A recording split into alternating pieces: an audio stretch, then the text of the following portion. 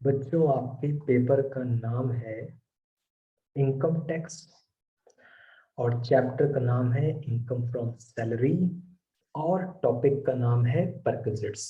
तो आज हमें आपको परक्विजिट्स समझानी है। तो आइए बच्चों, समझते हैं व्हाट इज परक्विजिट्स, क्या होती है परक्विजिट्स। तो सैलरी चैप्टर को हम पार्ट पार्ट में आपको समझा रहे हैं। पहले पार्ट में हमने आपको क्या समझाया? सबसे पहले हमने आपको डिडक्शन अंडर सेक्शन 16 समझाया। अच्छा, उसके बाद जो सेक्शन 16 समझाने के बाद हमने आपको फिर अलाउंसेस पढ़ाया। अलाउंसेस के बाद फिर प्रोविडेंट फंड पढ़ाया। प्रोविडेंट फंड के बाद अब परक्विजिट्स पढ़ने जा रहे हैं। परक्विजिट्स, अगर आप कहोगे सर आसान भाषा में, आसान भाषा में आप कह सकते हो कि फैसिलिटीज, लेकिन ये परफेक्ट शब्द नहीं है। ये उतना परफेक्ट शब्द नहीं है। परफेक्ट शब्द तो यही है, परक्विजिट्स। तो आइए पता लगाएं, बॉस परक्विजिट्स दे रहा है। आप जानते हो किस चैप्टर में हमारा एम्प्लॉयर, हमारा बॉस कर्मचारी को क्या पहुंचाता है? फायदा। तो बॉस कर्मचारी को फायदा पहुंचाता है। बॉस ने प्रोविडेंट फंड की फैसिलिटी दी, फायदा हुआ। बॉस ने सैलरी अलाउंसेस दिए, बोनस कमीशन दिया, फायदा हुआ। तो बॉस परक्विजिट्स दे रहा है। क्या होती है ये परक्विजिट्स? बच्चों, बॉस ने काइंड्स दिया। काइंड्स माने होती है वस्तु। तो बॉस ने काइंड्स दिया। बॉस ने कहा हमारा फर्नीचर यूज करो, हमारा फर्नीचर जाओ फ्री में यूज करो। हमारा टीवी, हमारा फ्रिज, हमारा वॉशिंग मशीन, हमारा इन्वर्टर, हमारा एयर कंडीशन, हमारा जनरेटर, हमारा माइक्रोवेव अवन, हमारा रेफ्रिजरेटर, हमारा म्यूजिक सिस्टम, हमारा कंप्यूटर लैपटॉप, हमारी कार। तो बॉस कहता है जाओ भैया हमारी वस्तुएं यूज करो। बोलो बच्चों, पहला पॉइंट समझ में आया कि बॉस परक्विजिट्स दे रहा है, मतलब वो आपको क्या दे रहा है? लो भाई, भाई साहब हमारा सामान आप यूज कर लो, हमारा सामान यूज कर लो। अच्छा, बॉस सर्विसेज दे रहा है। सर्विसेज मतलब सेवाएं। बच्चों से एक बात पूछते हैं, वस्तुओं को छुआ देखा जा सकता है मगर सर्विसेज को, हाँ मगर सर्विसेज को, सेवाओं को छू देख सकते हैं या वो इंटेंजिबल होती है, छू देख नहीं सकते? हाँ। तो बच्चे कह रहे हैं नहीं सर, सर्विसेज को छुआ देखा नहीं जा सकता। बॉस ने कहा कि हम तुम्हारे घर पर गैस कनेक्शन दिलवा दे रहे हैं। तो बॉस ने क्या दे दिया? Gas connection. कर्मचारी गैस जला रहा है, कनेक्शन बॉस ने दिया। बॉस ने कहा हम इलेक्ट्रिसिटी की सुविधा तुमको दे रहे हैं, हम इलेक्ट्रिसिटी लगवा दे रहे हैं। बॉस ने कहा हम वाटर तुम्हारे यहाँ लगवा दे रहे हैं। तो बॉस ने गैस बिजली पानी प्रोवाइड करा दिया कि भाई बॉस के नाम से कनेक्शन है, तुम यूज करो। तो गैस बिजली पानी कर्मचारी इस्तेमाल कर रहा है। बॉस ने सर्वेंट नौकर दे दिया। तो बॉस ने कहा नौकर रखवा दिया तुम्हारे यहाँ, काम कराओ। तो नौकर, माली, चौकीदार, रसोईया, साफ सफाई वाला, तो बॉस ने ये सब रखवा दिया, लो इस्तेमाल करो। तो बॉस ने नौकर, फर्राश, माली, चौकीदार, रसोईया दे दिया, लो इस्तेमाल करो, यूज करो। हम उससे फायदा उठा रहे हैं, नौकर से काम करवा रहे हैं, माली से गार्डन सही करवा रहे हैं, चौकीदार से रखवाली करवा रहे हैं, रसोईया से, कुक से खाना बनवा रहे हैं, और फर्राश स्वीपर से सफाई करवा रहे हैं, झाड़ू पोछा करा रहे हैं, टॉयलेट वगैरह साफ करा रहे हैं। बॉस ने कहा कि मेरा स्कूल है, अपने बच्चों को पढ़ाओ मेरे यहाँ, मेरा स्कूल है, मेरे बच्चों को पढ़ाओ मेरे यहाँ। तो बच्चों ध्यान दीजिएगा, बॉस क्या दे रहा है? सर्विसेज दे रहा है, सर्विसेज। तो बॉस ने वस्तुएं दी, कर्मचारी फ्री में यूज किया, कर्मचारी को बेनिफिट हुआ। बॉस ने सेवाएं दी, कर्मचारी को बेनिफिट हुआ। रिम्बर्समेंट, रिम्बर्समेंट हिंदी में कहते हैं प्रतिपूर्ति। और पता लगाएं व्हाट इज प्रतिपूर्ति। कर्मचारी बीमार पड़ गया, परिवार वाले बीमार पड़ गए, कर्मचारी ने इलाज कराया। बच्चों से पूछेंगे क्या कर्मचारी का इलाज कराने में खर्चा हुआ होगा? कर्मचारी बीमार पड़ गया, परिवार वाले बीमार पड़ गए, इलाज करवाया, इलाज बड़ा महंगा होता है। हाँ सर, खर्चा। कर्मचारी ने 1.5 लाख रुपए खर्च कर दिए, कर्मचारी को नुकसान हो गया, नुकसान 1.5 लाख रुपए खर्च हो गए बीमारी का इलाज कराने में। कर्मचारी उदास बैठा था। बॉस बोला क्या हुआ, क्यों उदास बैठे हो? बॉस वो इलाज कराने में 1.5 लाख लग गए। बॉस बोला अच्छा लाओ रसीद दिखाओ। तो कर्मचारी ने वो हॉस्पिटल का सारा बिल वगैरह दिखाया 1.5 लाख रुपए का। बॉस ने बिल ले लिया और अकाउंट में पैसा ट्रांसफर कर दिया। इसको बोलते हैं रिम्बर्समेंट। कर्मचारी का खर्च हुआ, बॉस ने लाके दे दिया। कर्मचारी का खर्च हुआ, बॉस ने लाके दे दिया, इसको क्या बोलते हैं बच्चों? रिम्बर्समेंट बोलते हैं। ठीक, रिम्बर्समेंट क्लियर हुआ? एक और एग्जांपल रिम्बर्समेंट का सुनो। कर्मचारी यात्रा किया, कर्मचारी विद फैमिली यात्रा किया, कर्मचारी ट्रेन से यात्रा किया, कर्मचारी फ्लाइट से यात्रा किया। ठीक, तो बच्चों कर्मचारी ने खर्चा किया होगा, बोलो, ट्रेन से गए आए गए, फ्लाइट से गए आए गए, विद फैमिली होम टाउन गए, विद फैमिली अब कहीं हिल स्टेशन गए, तो कर्मचारी कहीं घूमने गया, टिकट खरीदा, पैसा भरा, खर्चा हो गया। बॉस ने कहा क्या भाई क्या बात है, बड़ा उदास दिख रहे हो? बॉस वो या बड़ा खर्चा हो गया, परिवार के साथ हिल स्टेशन या होम टाउन घूमने गए थे, बड़ा खर्चा हो गया ट्रेन का फ्लाइट का। बॉस ने कहा लाओ बिल देखें, तो आपने टिकट का पूरा बिल पकड़ा दिया, ये रहा टिकट का पूरा बिल। बॉस ने आपके अकाउंट में पैसे दे दिए, आपके हाथ में पैसे दे दिए, इसको क्या बोलेंगे? रिम्बर्समेंट, प्रतिपूर्ति। आपका खर्च हुआ था, बॉस ने लौटा दिया। तो सभी बच्चे बताएं कि व्हाट इज परक्विजिट्स। आपको समझ में आ गया परक्विजिट्स क्या है? वस्तुएं मिल रही हैं यूज करने को, सर्विसेज मिल रही हैं इस्तेमाल करने को, हमारा खर्चा हो रहा है, बॉस दे रहा है, तो ये सब होता है परक्विजिट्स। हाँ, परक्विजिट्स। बच्चों क्या ये अलाउंसेस से अलग है? भत्ते, अलाउंसेस, क्या ये अलाउंसेस से अलग है? बोलो हाँ। अलाउंसेस में क्या था? अलाउंसेस में पर मंथ, बोलो अलाउंसेस कैसे मिलते थे? पर मंथ मिलते थे, पर मंथ। ठीक, और क्या अकाउंट में हर महीने एक फिक्स अमाउंट आता था?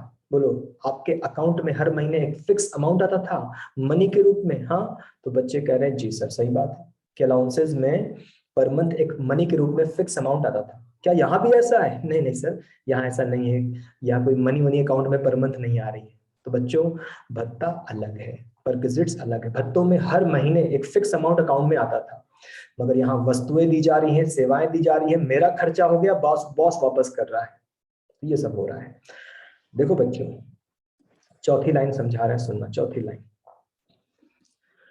बच्चों जो अलाउंस था, भत्ता था, भत्तों में पैसा बचाया जा सकता था, मगर यहाँ नहीं, मगर यहाँ नहीं। भत्तों में पैसा बचा सकते थे, भत्तों में बॉस ने 10,000 अलाउंस दिया, ठीक, मैंने उसमें से खर्च कर दिया 8,000, तो सोचो भत्ता कैश मिली थी 10,000, खर्च कर दिया 8,000, और भत्ते में 2,000 आपने बचा लिया था। तो बच्चों अलाउंसेस में आप पैसा बचा सकते हो, जितना मिला कम खर्च करके बचा सकते हो, मगर यहाँ नहीं। यहाँ कैसे तुम पैसा बचाओगे? बॉस ने तुमको सामान दिया, TV, fridge, washing machine, air condition, laptop, video camera, microwave oven, refrigerator, air condition, inverter, generator. तो बच्चों बॉस तुम्हें सामान दे रहा है, तुम यहाँ मनी कैसे बचाओगे? भत्ते में तो 10,000 मिला था, 8,000 खर्च करके जेब में 2,000 बचा हुआ है, नोट सिक्का अमाउंट। तो क्या आप मानते हैं कि परक्विजिट्स में आप पैसा नहीं बचा सकते? बोलो, भत्ते में 1,00,000 भत्ता मिला था, और 70,000 खर्च कर दिया भत्ता, और कितना मनी बचा लिया जेब में? 30,000। हाँ, तो भत्तों में आप अमाउंट बचा सकते हो, यहाँ कैसे बचाओगे? बॉस ने मेरे घर नौकर लगवाया है, तो क्या नौकर तुमको पैसा देगा? हाँ, बॉस ने मेरे घर नौकर लगवाया है, अच्छा, गैस बिजली पानी लगवाई है, नौकर माली चौकीदार रसोईया फर्राश लगवाया है, अरे काम करा लो, पैसा थोड़ी ना बचा लोगे। कौन क्या कह रहे हैं? सत्यम बिंदु कह रही है नॉन मॉनेटरी है। नहीं नहीं, ऐसी बात नहीं, नॉन मॉनेटरी है, ऐसी बात नहीं, नॉन मॉनेटरी है। परक्विजिट्स मॉनेटरी भी होती है, नॉन मॉनेटरी भी होती है, ये वर्ड हम इस्तेमाल नहीं करेंगे कि नॉन मॉनेटरी है ना, ऐसी बात नहीं है। बिंदु कह रही है नॉन मॉनेटरी है, नहीं ऐसी बात नहीं है, परक्विजिट्स मॉनेटरी नॉन मॉनेटरी दोनों होती है। अब आप बताओ बिंदु, हमारा खर्चा हुआ और बॉस आपको कैश ला कर दिया कि नहीं दिया? बोलो, आपका खर्चा हुआ था, इलाज आप कराए थे, बॉस कैश दिया था? आपका खर्चा हुआ तो बॉस कैश दिया था, तो बॉस कैश दिया था ना, तो कहाँ नॉन मॉनेटरी है? परक्विजिट्स मॉनेटरी भी तो होती है। बॉस ने मकान दिया, ये नॉन मॉनेटरी है। बॉस ने हमारे इलाज का पैसा वापस कर दिया, ये मॉनेटरी है। तो परक्विजिट्स मॉनेटरी नॉन मॉनेटरी दोनों होती है। अगर किसी ने आपको बताया तो गलत बताया कि परक्विजिट्स नॉन मॉनेटरी होती है ना, परक्विजिट्स मॉनेटरी नॉन मॉनेटरी दोनों होती है, लेकिन परक्विजिट्स को बचाया नहीं जा सकता भत्तों की तरह से। समझ पर आई बात? परक्विजिट्स में आप भत्तों की तरह नहीं बचा सकते। जैसे मैंने इलाज करवाया, अब आप बताओ, आपने इलाज कराया कितने का? 1.5 लाख का। तो बच्चों आपका तो 1.5 लाख लग गया ना, लग गया ना। अब बॉस आपको कितना देगा? 1.5 लाख देगा, तो बचा क्या? जितना लगा उतना मिला, बचा क्या? समझ बात आई क्या भाई? तुम्हारा 1.5 लाख लगा और बॉस ने तुमको 1.5 लाख भरा, तो तुम्हारा बचा क्या? जबकि भत्तों में क्या होता था? भत्तों में बॉस ने मुझे मेडिकल अलाउंस दिया 1 लाख, ठीक है, और मैंने इलाज करवा लिया 80,000। अब बताओ, वो आपको दिया था भत्ता 1.5 लाख, 1 लाख, आप इलाज कराए 80,000 और भत्तों में आप 20,000 बचा लिए, तो भत्तों में बच सकता था, यहां नहीं बच सकता। अरविंद कह रहे हैं ज्यादा बता दे, तो अरविंद आप बताओ, बिल तो हॉस्पिटल बनाएगा ना, तो क्या हॉस्पिटल फेक बिल बनाएगा?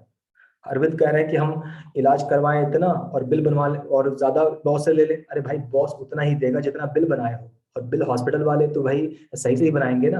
अब हॉस्पिटल बेईमान है तो उसके लिए कुछ नहीं कर सकते, लेकिन नॉर्मली बात करो तो हॉस्पिटल क्यों आप बिल ज्यादा बनाएगा भाई? जितना लेगा उतना ही बनाएगा ना नॉर्मली। समझे क्या बात? खैर, टॉपिक पर आते हैं बच्चों, टॉपिक पर। सत्यम, आपका क्वेश्चन है कि वॉलंटरी और कंपलसरी, हम ये बात समझ नहीं पाए, व्हाट क्वेश्चन पूछो। सत्यम कह रहे हैं वॉलंटरी और कंपलसरी, क्या कहना चाहते हो? आइए, क्या परक्विजिट्स के पैसे, क्या परक्विजिट्स में मनी बच सकती है? नहीं नहीं नहीं, भत्तों में बच सकती है। भत्तों में इतना मिला, इतना खर्चा, इतना बचा, यहाँ तुम कैसे बचाओगे? वस्तु मिली है, मनी कहाँ से बचाओगे? सर्विस मिली है, नौकर फर्राश माली चौकीदार रसोईया काम करा लो, मनी कहाँ से बचाओगे? रिम्बर्समेंट हुआ है, टिकट का पैसा खरीदा, बॉस ने भरा, तो मनी कहाँ से बचाओगे? जितना खर्च हुआ उतना मिला। इलाज करवाए थे, पैसा वापस मिल गया, तो बचाओगे कहाँ से? जितना खर्च हुआ उतना मिला। तो बच्चों, मनी आप सेव नहीं कर सकते। सभी लोग बोलो कि मुझे चौथा पॉइंट समझ में आ गया। सत्यम कह रहे हैं परक्विजिट्स। सत्यम, तुम क्या कहना चाहते हो? हमको आखिरी लाइन बताने दो, उसके बाद अपना टाइप करके बैठो, ठीक? हमको आखिरी लाइन बताने दो, फिर टाइप करके बैठो। सारे बच्चे बताएं कि चौथा पॉइंट समझ में आ गया, कि जिस प्रकार भत्तों में मनी बचाई जा सकती थी, उस प्रकार परक्विजिट्स में ये पॉसिबल नहीं है कि आप मनी को सेव कर सको। यहाँ मनी बचाई नहीं जा सकती। कोई कैश तो परमन तो मिल नहीं रही कि खर्चा बचा लिया। आइए आगे चलते हैं, आखिरी लाइन। बच्चों, परक्विजिट्स का मिसयूज नहीं हो सकता। बच्चों, भत्तों का मिसयूज हो सकता था, भत्तों का मिसयूज, अलाउंसेस का मिसयूज हो सकता था, लेकिन परक्विजिट्स का मिसयूज नहीं हो सकता। कैसे? भत्तों का हो सकता है, बिल्कुल हो सकता है। जैसे बॉस ने ट्रैवलिंग अलाउंस दिया, बॉस ने ट्रैवलिंग अलाउंस दिया, शहर के बाहर जाना है, वापस आना है। बताओ, बॉस ने ट्रैवलिंग अलाउंस दिया, मेरे काम से शहर से बाहर जाओ आओ। अब बताओ, बॉस आपको ट्रैवलिंग अलाउंस दिया, शहर के बाहर जाना है, शहर वापस आना है बॉस के काम से। अब बच्चों बताओ, बॉस कह रहा है मेरे काम से जाना है, शहर वापस आना है। अब आप रास्ते में क्या किए? आप रास्ते में ससुराल भी चले गए। बोलो, बताओ मिसयूज है कि नहीं? बॉस बोला है शहर के बाहर जाओ मेरे काम से, वापस चले आओ। आप रास्ते में शहर के बाहर कहीं ससुराल थे, वो भी निपटा दिए। अब बॉस देख तो रहा नहीं, तो वो तो आपको दिया था अपने काम से शहर के बाहर आना जाना, आप ससुराल निपटा दिए, मिसयूज हो गया, पर्सनल काम भी करा है। बॉस ने ट्रेवलिंग अलाउंस के साथ क्या दिया था? डेली अलाउंस, डेली अलाउंस, कि तुम शहर के बाहर जाओगे आओगे तो नाश्ता खाना वो सब कर लेना। अब आप ससुराल के लिए मिठाई भी खरीद ली उसमें से, हाँ, डेली अलाउंस आपको नाश्ते खाने के लिए मिली थी, आप उसमें से मिठाई ससुराल के लिए खरीद लिए, तो ये भी क्या हो गया? मिसयूज हो गया। बॉस ने कहा ये पकड़ो यूनिफॉर्म अलाउंस, यूनिफॉर्म हमारे यहाँ की वर्दी खरीद लेना, आप उससे अपना शादी के लिए सूट सिलवा ली। तो बच्चों, क्या आप मानते हैं कि भत्तों का मिसयूज हो सकता है? हाँ, कि जितना आपको मिला, जिस काम से मिला, आप उस काम को कर भी सकते हो, नहीं भी कर सकते या कम कर सकते हो, लेकिन बच्चों परक्विजिट्स का मिसयूज कैसे करोगे? हाँ, बॉस ने कहा हम तुम्हें सामान दे रहे हैं, यूज करो, तो बॉस तो खुद ही आपको पर्सनल यूज के लिए सामान दे रहा है, कहां से मिसयूज करोगे? हम तुम्हारे घर पे नौकर फर्राश माली चौकीदार रसोईया लगवा दे रहे हैं, करो यूज। हम तुम्हारे गैस बिजली पानी लगवा दे रहे हैं, करो यूज। तुम्हारा इलाज तुम करवाए हो, हम भर दे रहे हैं पैसा, तुम टिकट का पैसा दिए, हम भर दे रहे हैं पैसा। मिसयूज कहां से करोगे? जब आपको प्रॉपर मनी मिलती है, मनी प्रॉपर मनी मिलती है, तो आप कुछ खर्च करते हो, कुछ बचाते हो, या तो खर्च ही नहीं करते या कब खर्च करते हो, कुछ बचाते हो। भत्तों का तो आप मिसयूज कर सकते हो, पर परक्विजिट्स में कैसे मिसयूज करेंगे आप? वस्तु मिली है, मिसयूज कैसे करेंगे? सेवाएं मिली है, मिसयूज कैसे करेंगे? आपका खर्च हुआ है, पैसा आपको वापस मिला, मिसयूज कहां से करेंगे? तो भत्तों में कैश मिलती है, कर लो मिसयूज। बॉस आपके सर पे थोड़ी ना बैठा है, कैश कहाँ का खर्चा कर रहे हो, कर लो मिसयूज। परक्विजिट्स में कैसे करोगे? हाँ भाई बच्चों, अब इस पेज पर सवाल पूछो। सत्यम, तुम भी अपना सवाल पूछो, मैं तुम्हारा सवाल समझ में नहीं आया था। और बच्चों, हम आपसे पूछते हैं, आप बताओ, जो परक्विजिट्स है ये बड़े कर्मचारियों को मिलती है, हायर लेवल एम्प्लॉय, या छोटे लेवल के कर्मचारियों को मिलती है, लोअर लेवल एम्प्लॉय? बताओ किसको मिलती होगी? कि जो लोग टॉप लेवल एम्प्लॉय है उनको मिलती होगी या लोअर लेवल एम्प्लॉय को मिलती होगी? हाँ, तो जवाब है कि सर ये बड़े लेवल के एम्प्लॉय को मिलती होगी। बच्चों, ये बड़ा लेवल का एम्प्लॉय कौन है? क्या ये वो लोग हैं जो अपने बॉस को बहुत ज्यादा फायदा पहुंचाते हैं? बोलो बोलो बोलो कि क्या ये वो लोग हैं, जैसे कर्मचारी जो अपनी कंपनी की, अपने बॉस की एसेट हैं, बहुत फायदा पहुंचाते हैं, तो बॉस उनका भी तो ख्याल रखेगा। समझ बात आई? इसका मतलब परक्विजिट सबको नहीं मिलती, परक्विजिट सबको नहीं मिलती। परक्विजिट्स किसको मिलती है बच्चों? परक्विजिट्स मिलती है किसको? ये बड़े लेवल के एम्प्लॉय को मिलती है, छोटे लेवल के एम्प्लॉय को नहीं मिलती। क्लियर हो गई बात? भाई आप बॉस को फायदा पहुंचा रहे हो तो बॉस आपको भी फायदा पहुंचाएगा, आपको इतनी सारी चीजें देगा। चलो भाई, बच्चे कह रहे हैं सर बात समझ में आ गई। हाँ बच्चों, पूछो सवाल, आगे चलते हैं। कोई प्रश्न हो? सत्यम, अच्छा सत्यम कह रहे हैं सर मेरा क्वेश्चन सॉल्व हो गया। आइए, परक्विजिट्स बच्चों, परक्विजिट्स के प्रकार, परक्विजिट्स के प्रकार 1 2 3। तो परक्विजिट्स के सवाल 1 2 3। बच्चों, क्या अलाउंसेस भी 3 प्रकार के थे? बताओ कि क्या अलाउंसेस भी 3 प्रकार के थे? हाँ। और परक्विजिट्स भी कितने प्रकार की है? 3। लेकिन लेकिन लेकिन अलाउंसेस से इसकी तुलना मत करना, वहां कहानी अलग थी, यहाँ कहानी अलग है। वहां कहानी अलग थी, यहाँ कहानी अलग है। वहां क्या था अलाउंसेस में? Fully taxable, partly exempt, fully exempt, वो अलग कहानी थी। अब यहाँ की कहानी नए सिरे से समझो, इसको बिल्कुल भी भत्तों से आपको कंपेयर नहीं करना है, इंडिपेंडेंटली अलग से समझते हैं। परक्विजिट्स, परक्विजिट्स कितने प्रकार की?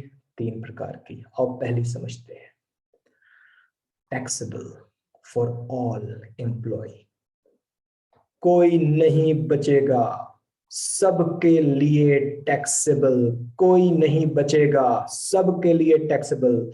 बोलो बच्चों, पहला पॉइंट समझ में आया? कोई नहीं बचेगा, कोई नहीं बचेगा, सबके लिए टैक्सेबल, किसी को नहीं छोड़ेंगे, सबके लिए टैक्सेबल, कोई ना छूटने पाए, किसी को नहीं छोड़ेंगे। सरकारी हो, गैर सरकारी हो, अमीर हो, गरीब हो, कोई भी हो, हमें फर्क नहीं पड़ता। सरकारी हो कि गैर सरकारी हो, अमीर हो कि गरीब हो, हमें कोई फर्क नहीं पड़ता, कोई नहीं बचेगा, सबके लिए टैक्सेबल। अच्छा, इधर हम सीधे आ रहे हैं तीसरे पर, तीसरे पर, सबके लिए एग्जाम, एग्जाम टैक्स फ्री कह लो या एग्जाम कह लो, सबके लिए एग्जाम, कोई नहीं बचेगा, सबके लिए एग्जाम, सरकारी हो, गैर सरकारी हो, अमीर हो, गरीब हो, में कोई फर्क नहीं पड़ता, सबके लिए एग्जाम। क्या बच्चों को पहला और तीसरा समझ में आ गया? बोलो, पहला और तीसरा समझ में आ गया? कोई नहीं बचेगा, सबके लिए टैक्सेबल, पहला। कोई नहीं बचेगा, सबके लिए एग्जाम, सबको एग्जाम्पशन मिलेगी, सबको मिलेगी एग्जाम्पशन, एग्जाम करमुक्त, टैक्स फ्री। हाँ, बच्चे कह रहे हैं समझ में आ गया कि पहले में कोई बचता नहीं, सब टैक्स भरते हैं, और तीसरे में हर कोई बच जाता है, सबको टैक्स फ्री करना पड़ता है। अब दूसरा सुनो बच्चों, दूसरा दूसरा दूसरा, बहुत ही गरीब कर्मचारी, बहुत ही गरीब कर्मचारी। आप बताओ बच्चों, बहुत ही गरीब कर्मचारी, क्या ऐसे कर्मचारी, बहुत बहुत गरीब, बहुत गरीब, ऐसे कर्मचारी भरे पड़े हैं कि रेयर है? रेयर, बहुत कम, बहुत कम, बहुत कम। बताओ, इतना का कर्मचारी बहुत गरीब भरे पड़े हैं, बहुत गरीब, एकदम गरीब। हाँ, तो ध्यान देना कि ऐसे कर्मचारी बहुत ही कम होते हैं, बहुत कम होते हैं। ठीक है, बहुत ही गरीब, समझ रहे हो, बहुत ही गरीब। ध्यान देना, एक कर्मचारी है, उसका नाम है स्पेसिफाइड एम्प्लॉय। ठीक, एक कर्मचारी है जिसका नाम है स्पेसिफाइड एम्प्लॉय। अच्छा, तो यानी बच्चों बात समझिएगा कि एक होता है स्पेसिफाइड एम्प्लॉय, स्पेसिफाइड एम्प्लॉय बता रहे, सुनते जाओ भी। तो या तो कोई स्पेसिफाइड एम्प्लॉय है, और या तो कोई स्पेसिफाइड एम्प्लॉय नहीं है। ठीक, तो एक कर्मचारी स्पेसिफाइड एम्प्लॉय है या नहीं? अब जरा समझना कि स्पेसिफाइड का क्या मतलब है, स्पेसिफाइड ना होने का क्या मतलब है। स्पेसिफाइड न होने का मतलब है बहुत ज्यादा गरीब, और स्पेसिफाइड होने का मतलब नॉर्मल, भाई हर कोई होता है, नॉर्मल हर कोई। तो बच्चों ध्यान देना, नॉर्मली, नॉर्मली हर कर्मचारी स्पेसिफाइड एम्प्लॉय होता है, हर कर्मचारी स्पेसिफाइड होता है, लेकिन जो कर्मचारी बहुत बहुत बहुत ज्यादा गरीब है वो स्पेसिफाइड एम्प्लॉय नहीं होता। तो बताओ, थोड़ी सी डेफिनेशन समझ में आई? स्पेसिफाइड एम्प्लॉय कौन है? अरे बच्चों, 99.99% कर्मचारी स्पेसिफाइड होते हैं। अरे सब नॉर्मल लोग हैं भाई, सब नॉर्मल लोग हैं, लेकिन बहुत थोड़े से कर्मचारी इतना गरीब, इतना गरीब, इतना गरीब, बहुत गरीब, ऐसे बहुत कम कर्मचारी हैं। तो स्पेसिफाइड माने जो भरे पड़े हैं, नॉर्मल। और जो स्पेसिफाइड नहीं है मतलब गरीब आदमी। आगे चले, समझ गए? आप बताओ, क्या सब सवाल पूछ रहे हैं? क्या हमने बोला स्पेसिफाइड माने गरीब एम्प्लॉय? क्या हमने बोला कि स्पेसिफाइड एम्प्लॉय माने गरीब एम्प्लॉय? हाँ, बोलो जी, क्या कहते हैं? तो जवाब है नहीं नहीं, हमने कहा स्पेसिफाइड है मतलब नॉर्मल है, स्पेसिफाइड नहीं है मतलब बहुत गरीब है। समझ गए? स्पेसिफाइड है मतलब नॉर्मल है, स्पेसिफाइड नहीं है गरीब है। अच्छा, अब सुनना, आगे सुनना। बोलो, इस कैटेगरी में कितनी परक्विजिट्स हैं? इस स्पेसिफाइड वाले में कितनी परक्विजिट्स हैं? हाँ, कितनी कितनी कितनी कितनी? बोलो कितना पढ़ने में आ रहा है?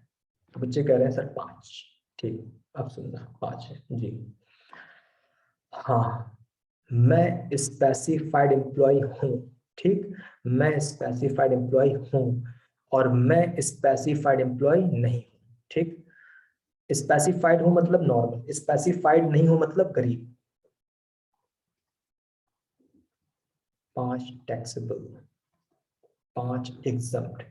अगर तुम स्पेसिफाइड एम्प्लॉय हो 5 पॉइंट, अगर स्पेसिफाइड हो पांचों टैक्सेबल, और स्पेसिफाइड नहीं हो, गरीब हो, तो पांचों एग्जम्प्ट। बोलो बच्चों, अब समझ आई बात आपको कि कैटेगरी 2, यार तुम स्पेसिफाइड हो, आम आदमी हो, टैक्सेबल, पांचों टैक्सेबल। यार तुम स्पेसिफाइड नहीं हो, महा महा महा गरीब हो, इतने गरीब आदमी से टैक्स कौन लेगा यार? जाओ, पांचों एग्जम्प्ट किया, पांचों एग्जम्प्ट किया।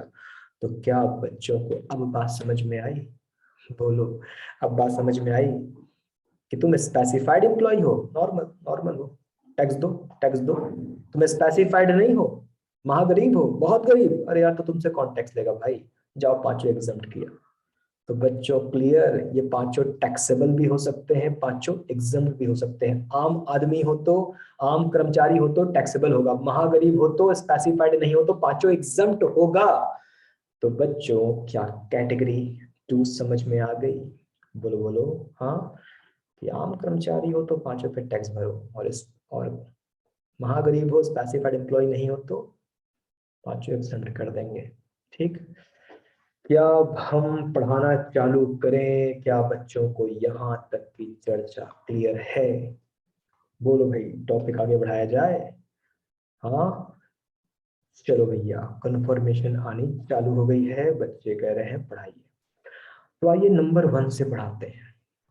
नंबर 1 से, कोई नहीं बचेगा, सबके लिए टैक्सेबल। ठीक, अब यहाँ देखना, यहाँ देखना, यहाँ यहाँ एक ए है, एक बी है, एक सी है। ए में 2 है, बी में सिर्फ 1 लग रहा है, और सी में तो 7 7 लग रहे हैं, 7। ठीक, तो ये कोई नहीं बचेगा, सबके लिए टैक्सेबल। ए में 2, बी में 1, सी में 7। चलो, तो हम बच्चों पढ़ने जा रहे हैं। क्या पढ़ने जा रहे हैं? कोई नहीं बचेगा, perquisites taxable in the hands of all employ. कोई नहीं बचेगा, अमीर हो तब भी नहीं बचोगे, गरीब हो तब भी नहीं बचोगे, सरकारी हो तब भी नहीं बचोगे, गैर सरकारी हो तब भी नहीं बचोगे, कोई नहीं बचेगा भाई, सबके लिए टैक्सेबल। और बच्चों, ए में पहला क्या था? ए में पहला था, ए में पहला था रेंट फ्री हाउस। और हाउस को स्टैंडर्ड भाषा में क्या बोलते हैं? एकोमोडेशन। एकोमोडेशन हिंदी में क्या बोला जाए? किराया मुक्त मकान। ठीक, तो आओ पता लगाएं क्या हुआ। क्या हुआ बच्चों? बॉस ने कर्मचारी को क्या दिया? चाबी पकड़ो। बॉस ने क्या कहा? बॉस ने कहा कर्मचारी चाबी पकड़ो। बॉस काहे की चाबी? मकान की है। और बॉस मकान की चाबी समझे नहीं? अरे यार फ्री में रहो ना, ये मेरा मकान है, पकड़ो, फ्री में रहो। समझे बच्चों? चाबी पकड़ो, फ्लैट की है, मकान की है, जाओ फ्री में रहो, आराम से रहो। क्या तुम किराए पे यहाँ भटकते रहते हो? तो हमारे मकान में रहो तुम जाकर फ्री में। तो बताओ बच्चों, बात समझ आई? अच्छी बात बताओ, क्या क्या बॉस मकान बेच रहा है? क्या बॉस मकान बेच रहा है, आजीवन दे रहा है, हमेशा रहो, जिंदगी भर रहो? हाँ, नहीं। अच्छा, बेच तो नहीं रहा है। अच्छा, क्या बॉस कह रहा है जब तक नौकरी करो तब तक रहो आराम से, जब तक नौकरी करो रहो आराम से? हाँ। तो बच्चे कह रहे हैं जी सर, ये बात तो आपने सही कही कि बॉस क्या दे रहा है, बॉस मकान दे रहा है। अच्छा, कौन से कर्मचारी को दे रहा है, वो टॉप लेवल वाले अच्छे अच्छे वाले या लोअर लेवल वाले, मिडिल लेवल वाले? हाँ, किसको दे रहा होगा जी? तो बच्चे कह रहे हैं सर सीधी सी बात है कि बॉस मकान जो है अपने टॉप लेवल कर्मचारियों को दे रहा होगा, टॉप लेवल। तो जो बॉस लोग जो होते हैं ना, पूरी पूरी कॉलोनी बसाते हैं। बॉस लोग क्या करते हैं, पूरी पूरी कॉलोनी बसाते हैं, कॉलोनी। मालूम पड़ा रिलायंस कॉलोनी है, तो जजेस कॉलोनी है, हाँ, तो मालूम पड़ा पुलिस लाइन है वहां, ऐसा कुछ है। तो बॉस लोग पूरी पूरी कॉलोनी बसाते हैं। बीएचयू कैंपस है, हाँ, तो ऐसा कुछ मालूम पड़ता है कि पूरी कॉलोनी बसी हुई है। तो बॉस लोग कॉलोनी बसाते हैं। तो एक बात बताओ बच्चों, बॉस ने एक बहुत बड़ी कॉलोनी बसाई, बहुत बड़ी कॉलोनी, और यहाँ पर मकान, ढेर सारे मकान है, ढेर सारे मकान है, ढेर सारे मकान है, ढेर सारे मकान है। बाहर गेट लगा होगा, गेट, बोलो, बाहर गेट लगा होगा। तो यहाँ पर पचासों सैकड़ों मकान होंगे, पचासों सैकड़ों मकान। तो कोई बॉस, जैसे मान लो रिलायंस इंडस्ट्रीज लिमिटेड, ये कॉलोनी है रिलायंस कॉलोनी, ढेर सारे सैकड़ों मकान दे रखे हैं। तो बाहर गेट होगा, गेट पे वॉचमैन बैठता होगा, वॉचमैन, हाँ। जब कार आती है, कार जाती है कर्मचारियों की, तो गेट खोलता होगा, गेट बंद करता होगा। जब बाहरी लोग आते होंगे, बाहरी लोग, तो वो यहाँ पर रजिस्टर पर साइन कराता होगा, रजिस्टर पर साइन कराता होगा, कौन आ रहा है, कौन जा रहा है, क्यों मिलने जा रहा है। ऐसा देखा है कि नहीं देखा है कि नहीं, आपने बताओ? कि बहुत बड़ा सा चार दीवारी में सैकड़ों मकान होते हैं, बॉस के सारे कर्मचारी यहाँ पर रहते हैं। तो कभी आप कहते हो कि भाई ये पुलिस लाइन है, तो ये जजेस कॉलोनी है, तो ये रिलायंस कॉलोनी है, तो ये बीएचयू कॉलोनी है, हाँ, इलाहाबाद यूनिवर्सिटी कॉलोनी है, क्या है? तो बच्चे कह रहे हैं हाँ सर ऐसा होता है। ठीक है, तो टॉप लेवल कर्मचारियों को ऐसा मकान नॉर्मली मिलता है, टॉप लेवल कर्मचारियों को ऐसा नॉर्मली ऐसा मकान मिलता है। ठीक। एक तो टॉप लेवल के एक तो ऐसे कर्मचारियों को मकान मिलता है जो अपने संस्था के लिए बहुत अच्छे हैं, बहुत अच्छे हैं। जी हाँ। ठीक है। हाँ बच्चों ध्यान दीजिएगा, हमने एक वजह बताई कि बॉस मकान क्यों दे रहा है। भाई बॉस अपने अच्छे कर्मचारियों को मकान देता है, एक तो ये। ठीक। दूसरा, दूसरा बच्चों, बॉस का जहां ऑफिस है वो पास में ही कॉलोनी डेवलप कर देता है।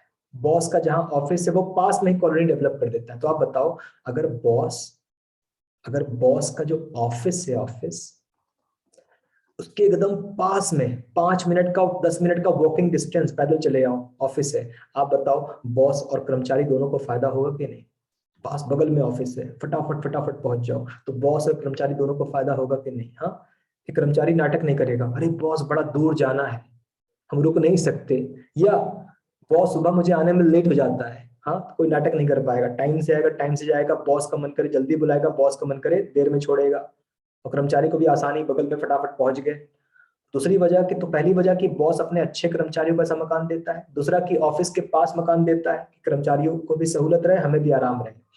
तीसरी वजह, तीसरी वजह बच्चों, सरकारी कर्मचारियों को अक्सर मकान मिलता है, सरकारी कर्मचारियों को। अब आप बताओ, जैसे जजेस होते हैं, जजेस, lower court, session court, high court, supreme court, civil court, जजेस होते हैं, जजेस, या जो पुलिस ऑफिसर होते हैं, पुलिस ऑफिसर।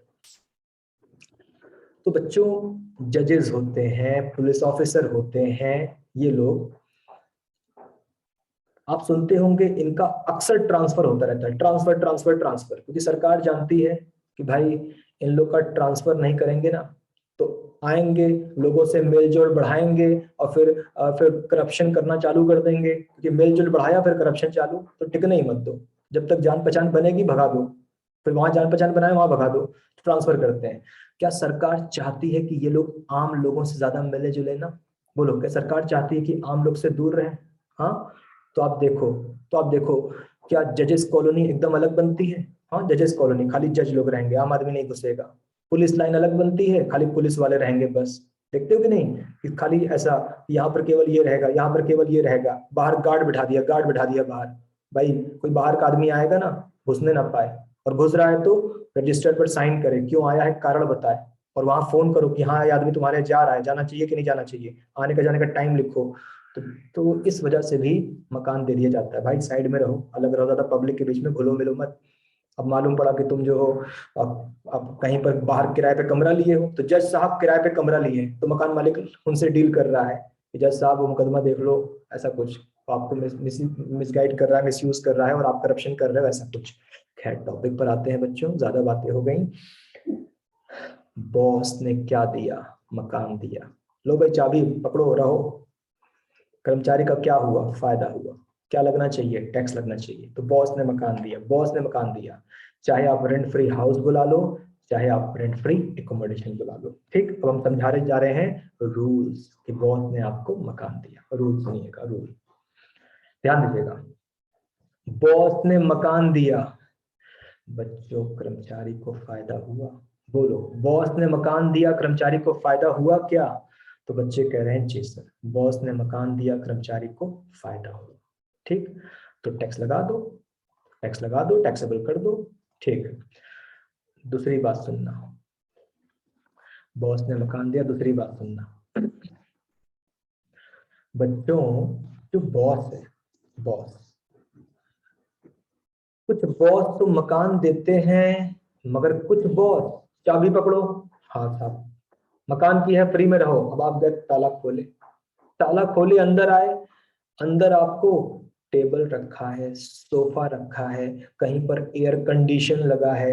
हाँ, तो TV, fridge, washing machine, air condition, sofa और ये फर्नीचर और क्या क्या पड़ा हुआ है, माइक्रोवेव ओवन वगैरह पड़ा हुआ है, फ्रिज भी लगा हुआ है, कूलर भी है, जनरेटर भी है, सब कुछ है।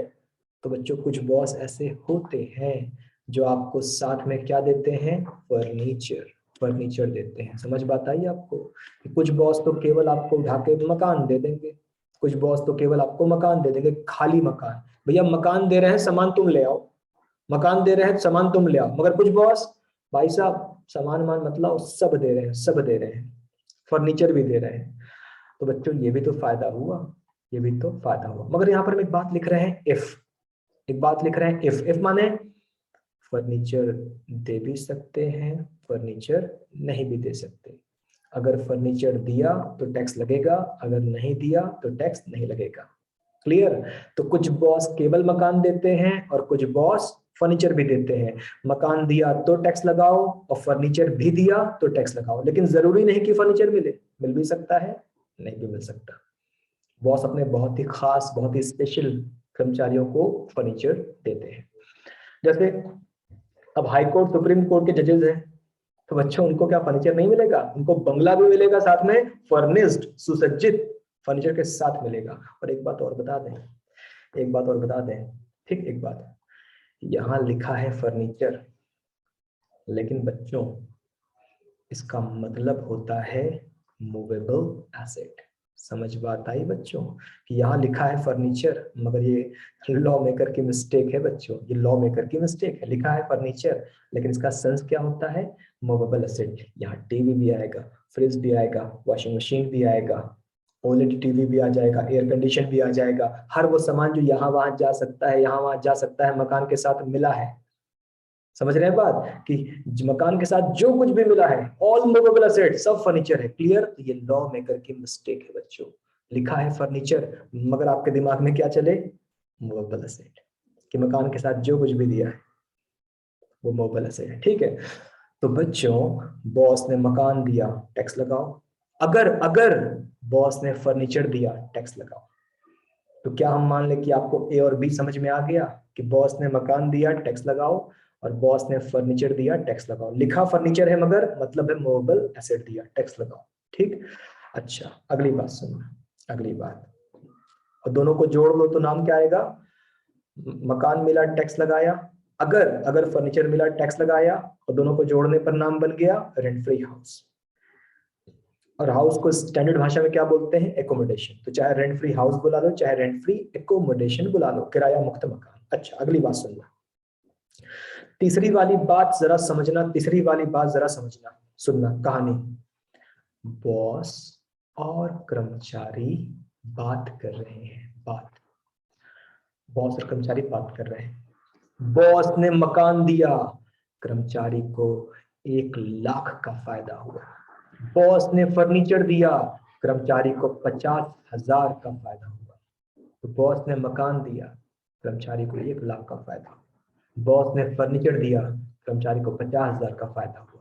तो बच्चों कर्मचारी को कुल मिलाकर कितने का फायदा हुआ? 1.5 लाख का फायदा हुआ। बोलो यहाँ तक क्लियर? मकान दिया तो फायदा, फर्नीचर दिया तो फायदा, कुल मिलाकर 1.5 लाख का फायदा हुआ। अगली बात, बॉस कर्मचारी कर रहे हैं बातचीत। बॉस ने सवाल पूछा, कर्मचारी हम तुमको मकान वगैरह दिए, तुम्हें फायदा हुआ? जी जी बहुत फायदा हुआ। बच्चों हम आपसे भी सवाल पूछ रहे हैं, यानी बॉस कर्मचारी से सवाल पूछ रहा है, मगर वो सवाल आपके लिए भी है। आप इस सवाल यहाँ से देख के जवाब देना, यहाँ से देख के जवाब देना। बॉस कर्मचारी से सवाल पूछ रहा है और हम आपसे भी पूछ रहे हैं। मैंने तुम्हें मकान दिया, हाँ। तुम्हें फायदा हुआ, हाँ। अगर तुम बाजार से मकान किराए पर लेते तो तुम्हें कितना रुपया खर्चा करना पड़ता? अगर तुम ऐसा ही मकान बाजार से किराए पर लेते तो तुम्हें कितना रुपया खर्चा करना पड़ता?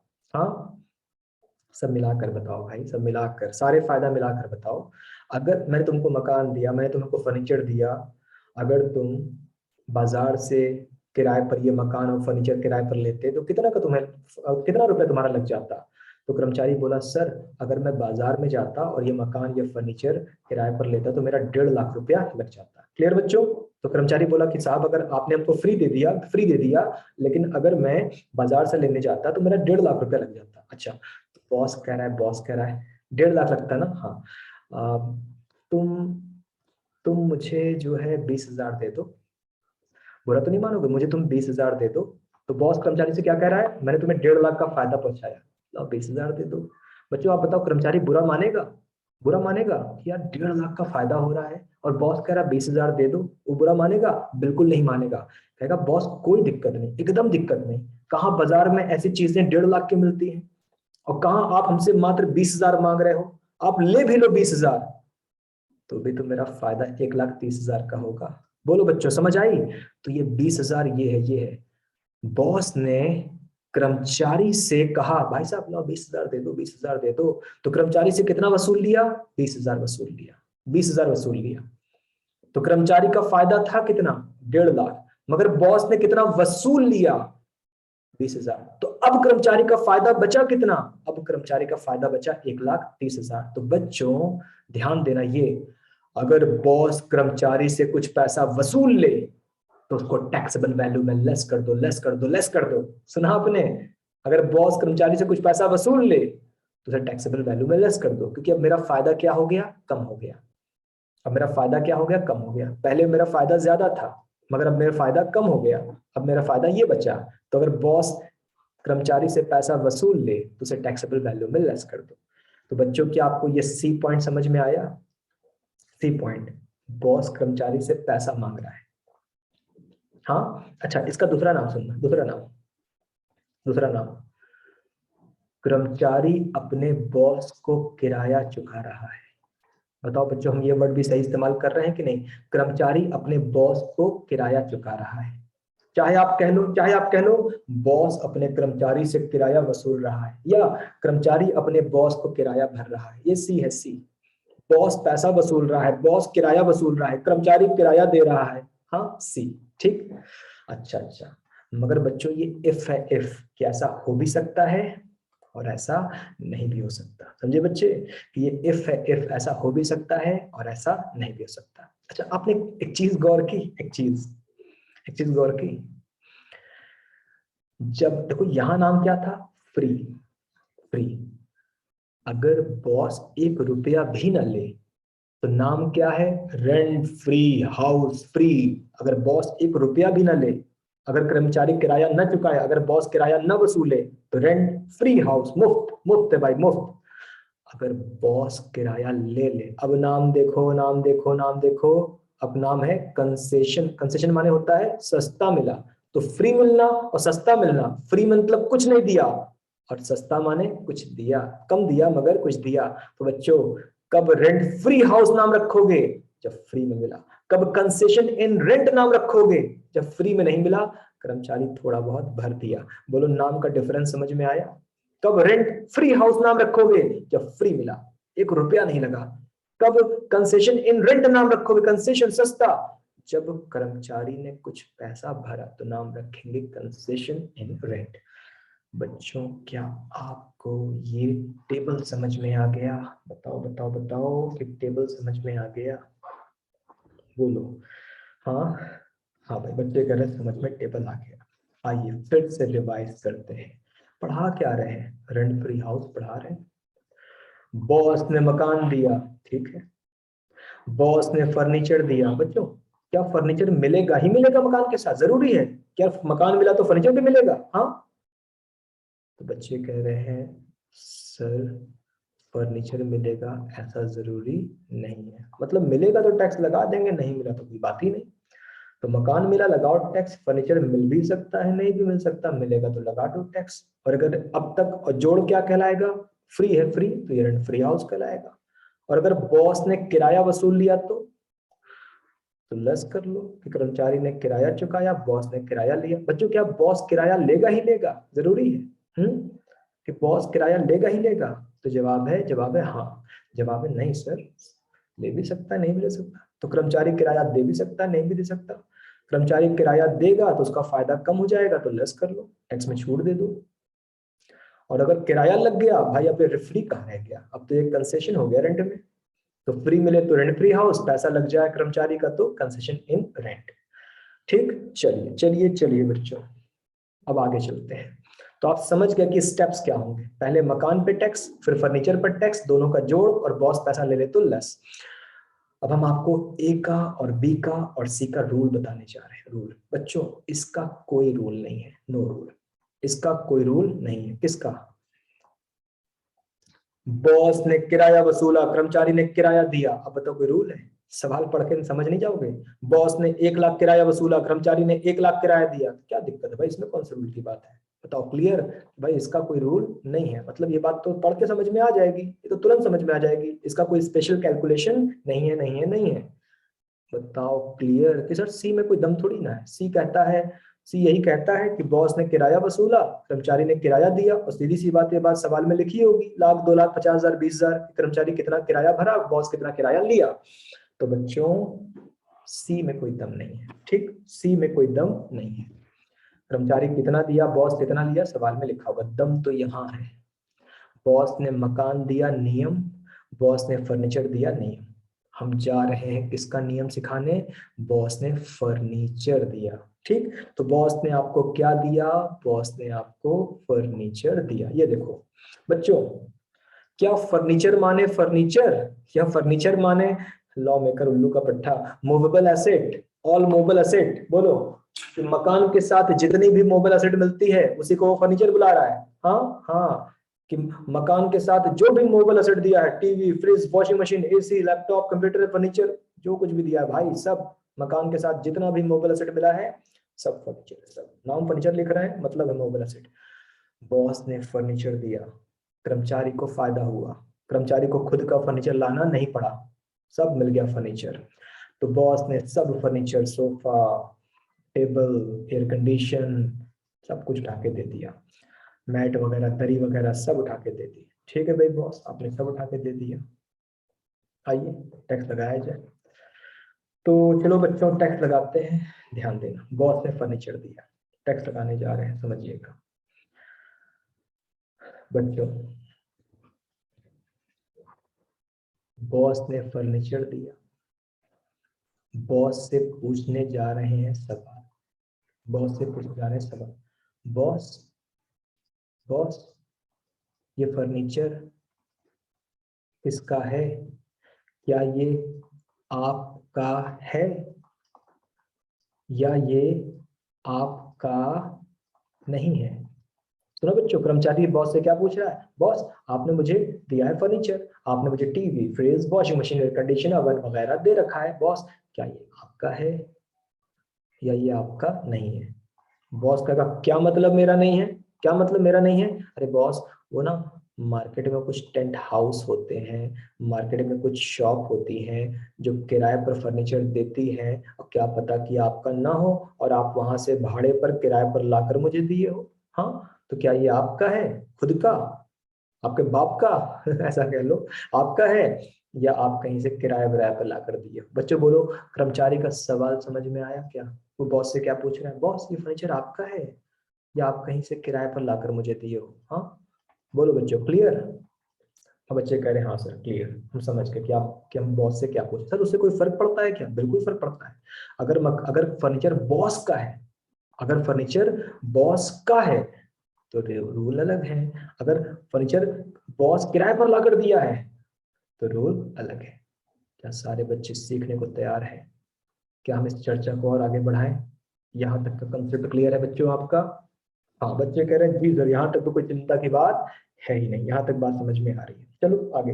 बॉस ये फर्नीचर आपका है या आप किराए पर लाकर दिए हो? बच्चों एक बात, चलिए बॉस बोला मेरा है, मेरा है, मेरा है फर्नीचर। अच्छा, ओन्ड मैं मालिक हूँ, ओनर मैं मालिक हूँ, ओन्ड बाय एम्प्लॉयर, मेरा फर्नीचर है। बच्चों एक बात बताओ, अगर कोई सामान आपका है मतलब आपने खरीदा, तो आपको उसकी लागत पता होगी ना?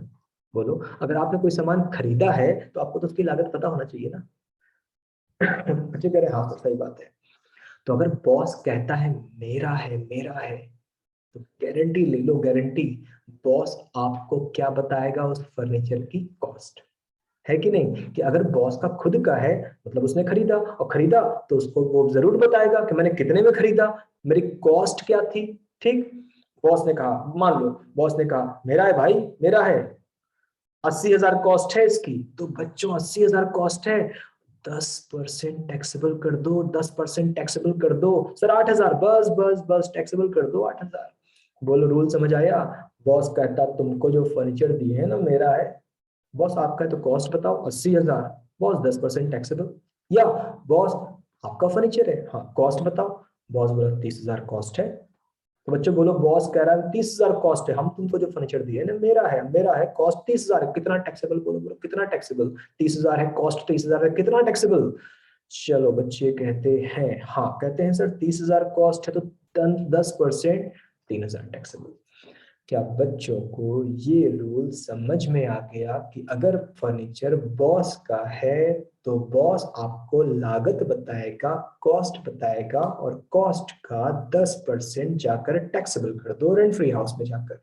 बच्चे कह रहे हैं समझ गए सर, एकदम समझ गए कि फर्नीचर अगर बॉस का है तो बॉस लागत बताएगा और लागत का 10% टैक्सेबल करना है। ठीक सर, एक बात बताइए, क्या सर ये परिणाम वर्ड क्या कहता है? परिणाम, अच्छा परिणाम, चलो बताते हैं क्या कहता है परिणाम, सुनना।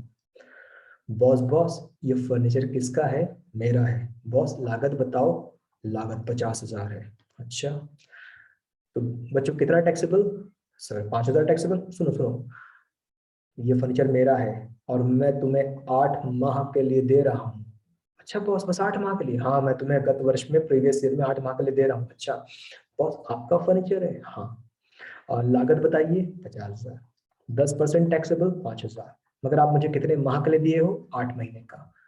तो बच्चों ये परिणाम समझ में आया कि परिणाम कहता है भाई साहब समय का ध्यान रख लेना, साल भर का है तो 10%, 8 महीने का तो 8/12, 4 महीने का तो 4/12, 3 महीने का तो 3/12, 9 महीने का तो 9/12। समझिए, खाली 10% मत कर देना। परिणाम साल भर का है तो ठीक है 10%, कम दिया है तो 3/12, 4/12, 5/12, वो महीने का ध्यान रख लेना थोड़ा। क्या बच्चों को चर्चा समझ में आ चुकी है? ऐसा होता नहीं है वैसे, ऐसा होता नहीं है। आमतौर पर बॉस साल भर के लिए सामान देता है, आमतौर पर बॉस साल भर के लिए सामान देता है, लेकिन लॉ क्या कहता है मैंने बता दिया आपको कि लॉ मेकर्स क्या कहना चाहते हैं। बॉस किसका फर्नीचर है? बॉस कहता है मेरा फर्नीचर है। बॉस आपका फर्नीचर है? हाँ। तो लागत बताओ, लागत। इसकी लागत जो है 2 लाख है। अब बताओ बच्चों, बॉस ने मुझे फर्नीचर दिया, ये बॉस का खुद का है, वो लागत बता रहे हैं, कॉस्ट बता रहे हैं, कितना टैक्सेबल? बोलो इस कहानी में कितना टैक्सेबल? खत्म करते हैं इस पॉइंट को। सर 10% टैक्सेबल कितना? सर 20,000 रुपया। बस बात खत्म। ठीक, बस बात खत्म। आगे चले बच्चों, आगे चले। हाँ बच्चे कह रहे हैं जी सर क्लियर है बात, आप आगे चल सकते हैं। ठीक है, अगला। बॉस ये फर्नीचर किसका है? मेरा नहीं है। अच्छा, आप हमें जो फर्नीचर दिए हो आपका नहीं है? नहीं मेरा नहीं है। तो बॉस आप लाए कहाँ से? अरे बाजार में बहुत सारे टेंट हाउस है, बाजार में बहुत सारी दुकानें हैं, वहां से हम किराए पर लाए हैं, वहां से हम किराए पर लाए हैं।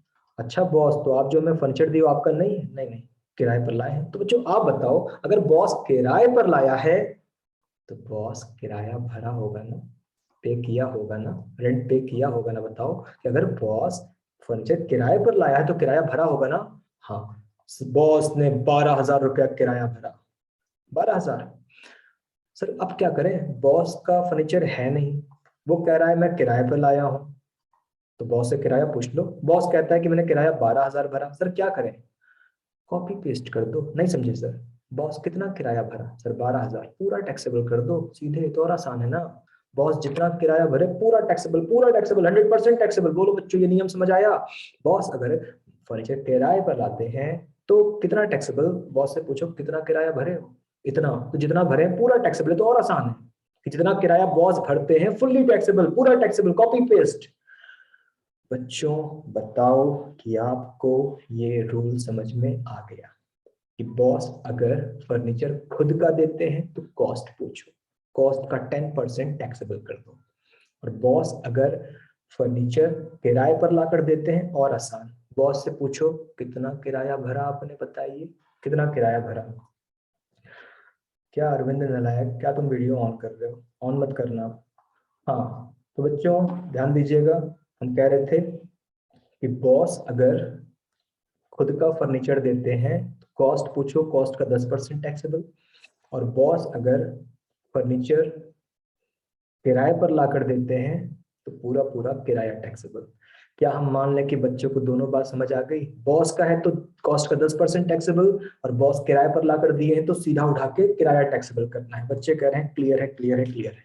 चलो एक सवाल पूछते हैं, टॉपिक तो हो गया है, टॉपिक तो हो गया, सुनना सुनना सुनना। बॉस ने एक फर्नीचर खरीदा।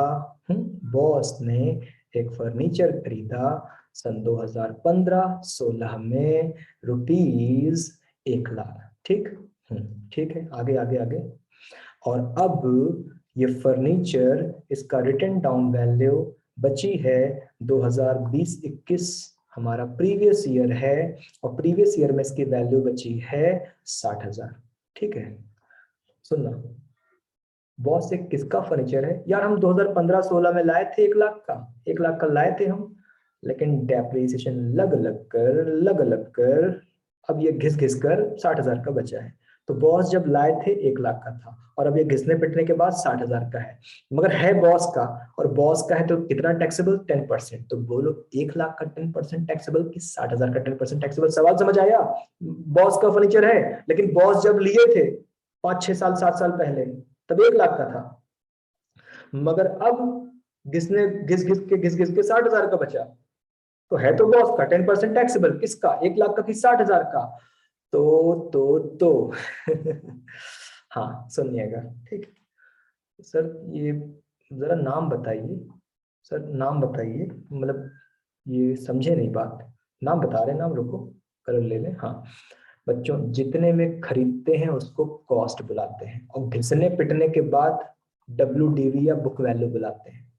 जितने में खरीदते हैं उसको कॉस्ट बुलाते हैं, और घिसने पिटने के बाद बुक वैल्यू या रिटन डाउन वैल्यू बुलाते हैं। अब बोलो किसका 10% टैक्सेबल, WDV का कि कॉस्ट का? हाँ, कॉस्ट का। 1 लाख का 10%, ₹10,000। तो क्या बच्चों को ये कंफ्यूजन दूर हो गया कि आप देखो आरती का, देखो WDV भी टिकी पड़ी है। आरती सुधर जाओ, क्या गड़बड़ कर रही हो? इतना गोला गोला बना दिया, दिखाई नहीं पड़ रहा है क्या? कॉस्ट का।